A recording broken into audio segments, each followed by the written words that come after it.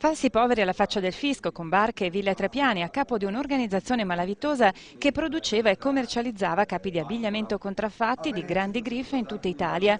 6 le persone arrestate dalla Guardia di Finanza di Padova, una di queste ancora ricercata. 3 italiani residenti in Campania e 3 marocchini regolari e residenti in Veneto, che fungevano da intermediari tra la produzione e la vendita dei capi contraffatti.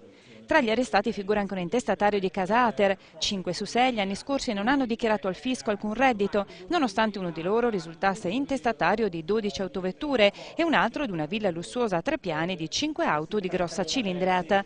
La merce era del tutto identica a quella originale, confezionata ad hoc da abili sarti che producevano giacche, jeans e scarpe in pochissimo tempo su richiesta dei componenti della banda, tanto da sbaragliare la concorrenza cinese.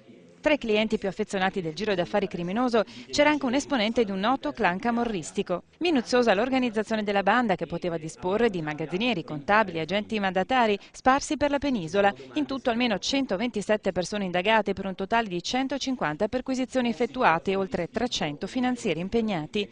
In Veneto, centro di smistamento della merce, sono state 65 le perquisizioni portate a termine dalle Fiamme Gialle, che hanno sequestrato anche un'imbarcazione ormeggiata a Venezia che fungeva da deposito dei capi di abbigliamento pronti per essere venduti.